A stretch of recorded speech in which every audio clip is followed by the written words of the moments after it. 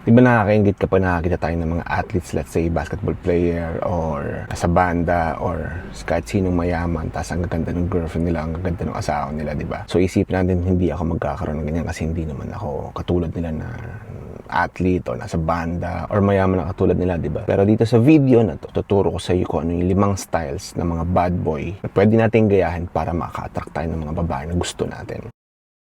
Ang ginagawa ng mga bad boys, pinag-iisip nila yung mga babae. Kunyari today, mag-offer ka na ihatid mo sila, anything sweet, and then the next day, itreat mo sila na parang normal lang ulit. So mag-iisip yan, may nagawa ba akong mali kahapon nung hinatid niya ako? Or may hindi ba siya nagustuhan? Or seryoso ba talaga siya sa akin? So mag-iisip siya sa'yo ngayon. So kung meron ng mga naliligaw sa kanya, mas iisipin ka niya ngayon. Kahit meron na siyang gusto, mas iisipin ka niya. Kasi gusto ng mga babae na challenge sila. Kapag may naliligaw sa kanila, sanay sila na pinapakita lang sila lagi na maganda ng mga naliligaw sa kanila, di ba? Pero yung mga bad boys, ang style niyan, pinapag-isip niya yung mga babae, hindi lang maganda yung, hindi lang positive yung pinapakita ng mga bad boys sa babaeng gusto nila. Minsan, gagalitin nila yung babae, minsan gagawin nilang malungkot yung babae, minsan papakiligin nila yung babae, hindi consistent na laging maganda lang yung papakita nila sa babaeng gusto nila. Yung mga babae kasi emotional yan. Kaya nga mahilig manood ng mga teleserye yan, di ba? Kaya mahilig sila yung umiiyak sila. So mas iisipin ka ng babae kapag ganun ang ginawa mo. So huwag kang maging consistent lagi na nagpapakilig, na sweet ka lagi sa babae. Huwag kang maging simp, kumbaga. Huwag mo silang tatuhin na Diyos. Huwag mo silang sambahin. So ang ganun ang gawin mo. Maging sweet ka ngayon, ihatid mo sila or iyaan mong kumain, and then bukas tatuon mo siya ng normal lang ulit na parang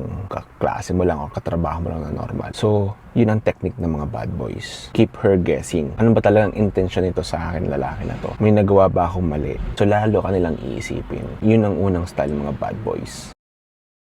So yung pangalawang style ng mga bad boys, hindi nila kina-compliment yung babae kapag maganda yung babae. Usually, ang mga karamihan ng lalaki, sasabihin nila, ang ganda mo naman, o ang sexy mo naman, o basta anything na i-praise yung babae, sasabihin nila. Skip mo yung ganun. Ang mga bad boys, kino-compliment lang nila yung mga babae kapag may magandang ginawa yung babae. Let's say, palabas ka ng pintuan and then may hawak ka, ipinagbukas ka niya ng pintuan, or palabas din siya, nauna siya sa'yo, hinold niya yung pintuan para sa'yo.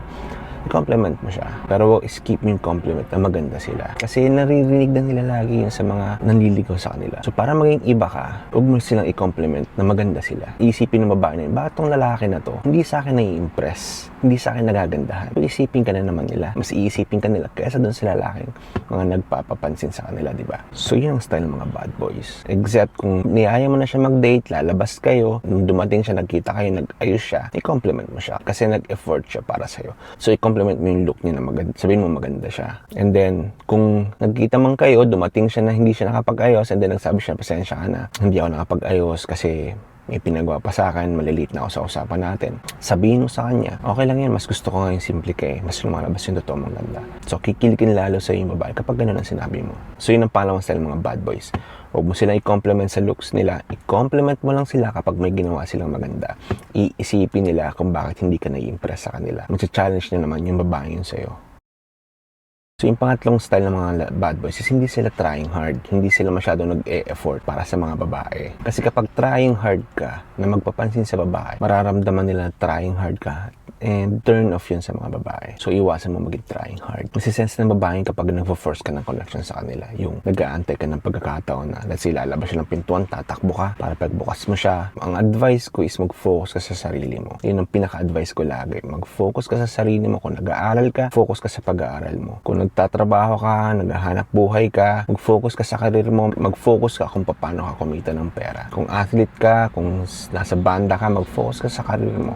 Mag-focus ka dun sa kung sino yung nakakikita ng value mo ngayon kaysa dun sa maghabol ka sa ayaw naman sa'yo. Kasi kapag nag-focus ka dun sa ayaw naman sa'yo, sayang ng oras mo, sayang ng pagod mo, instead na ini-spend mo yung oras mo sa pag-improve mo ng sarili mo, nasayang mo oras mo sa paghahabol sa babaeng ayaw naman sa'yo. Mag-focus ka sa goal mo kasi mas marami kang ma-attract na babae kapag nakita nila na goal-driven ka. So yung mga nice guys kasi, nakafocus yun sa mga babae. Ang bad boys, nakafocus yun sa goal nila. And then kapag goal-driven ka, mas attractive yun. Mas mag-a-attract yun ng maraming babae. So yun ang isang style ng mga bad boys. Goal-driven sila. Makita mo yung mga athletes, mga nasa banda, yung mayayaman. Kasi nakafocus sila sa goal nila. Paano ako kikita paano ako magiging successful sa goal ko. So, yun ang attractive sa mga babae. Kaya yung mga athletes, yung mga nasa banda, yung mga mayayaman, mga gandang girlfriend, kasi nakakapili sila ng gusto nila. Kasi maraming babae na nagkakagusto sa kanila. Hindi ka mahihirapan manligaw kasi nakikita nila na goal-driven ka. Yun ang isa sa mga sikreto ng mga bad boys. Goal-driven sila.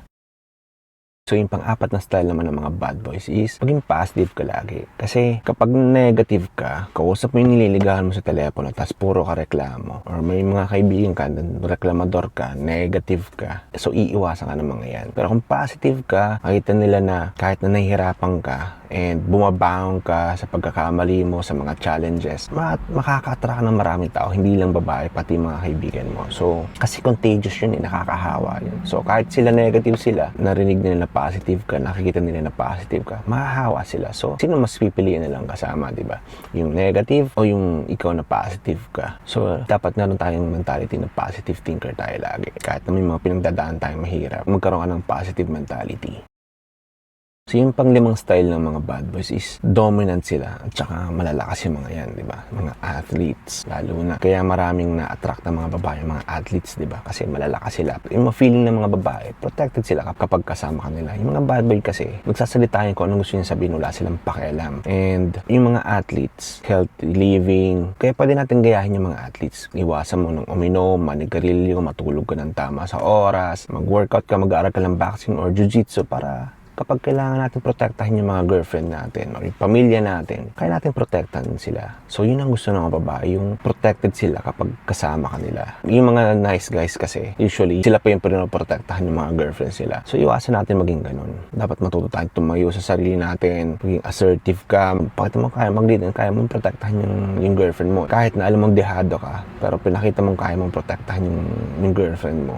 Yung babae, mas magugustuhan ka nila kasi ang gusto ng mga babae mapangasawa, syempre, is yung kayang protektahan yung pamilya nila, di ba? Hindi yung ang babae pa magtatanggol sa'yo. So, dapat maging malakas tayo, healthy tayo, and dominant ka. Ikaw yung nagli-lead sa pamilya dapat. So, yun ang 5 style ng mga bad boys na pwede natin gayahin ngayon para maka-attract tayo ng mga babae na gusto natin. So, thank you for watching and I'll see you in my next one.